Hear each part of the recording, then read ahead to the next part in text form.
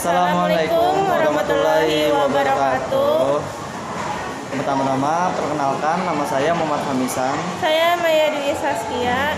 Ya, di sini kami akan mempresentasikan mengenai materi ancaman di bidang politik. Sebelum menjelaskan apa itu ancaman di bidang politik, apa sih itu ancaman? Ancaman adalah setiap usaha dan kegiatan dalam negeri maupun luar negeri yang dinilai membahayakan kedaulatan negara, keutuhan wilayah negara, dan keselamatan segenap bangsa. Nah, itu adalah pengertian dari ancaman. Namun yang kita bahas di sini adalah ancaman di bidang politik. Jadi, ancaman di bidang politik terbagi menjadi dua. Ada ancaman dari luar negeri sama ancaman dalam negeri. Yang pertama, ancaman luar negeri. Ancaman luar negeri adalah ancaman yang dilakukan oleh suatu negara dengan melakukan tekanan politik terhadap Indonesia melalui tindakan intimidasi, provokasi, atau blokade politik yang merupakan non-militer yang berdinamit politik seringkali digunakan oleh pihak lain untuk menekan negara lain.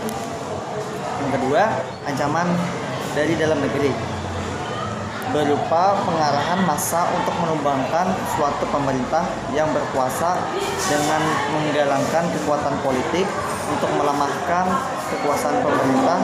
Tindakan yang dilakukan berupa gerakan separatis dan demonstrasi. Selanjutnya di sini saya akan memberikan contoh kasusnya di dalam negeri. Contoh pertamanya itu ada korupsi.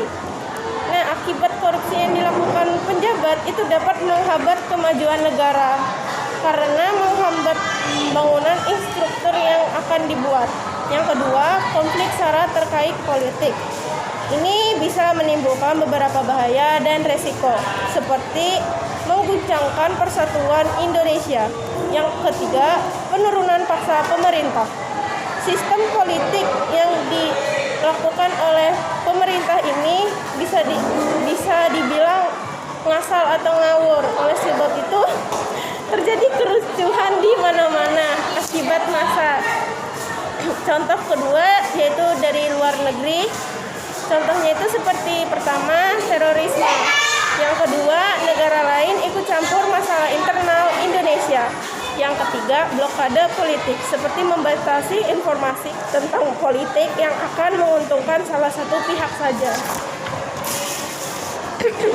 Setelah itu, saya akan memberikan contoh ancaman yang pernah terjadi di Indonesia. Salah satunya konflik SARA, yaitu konflik yang terjadi antara suku di Sampit pada tahun 2001. Diduga akibat warga Dayak dibantai oleh warga Madura yang menetap di sana.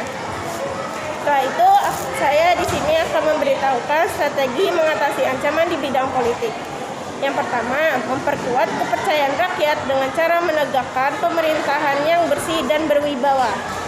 Selanjutnya, mengadakan reformasi lembaga-lembaga politik agar menjalankan fungsi dan peranannya secara baik dan benar. Sekian dari kami berdua di sini.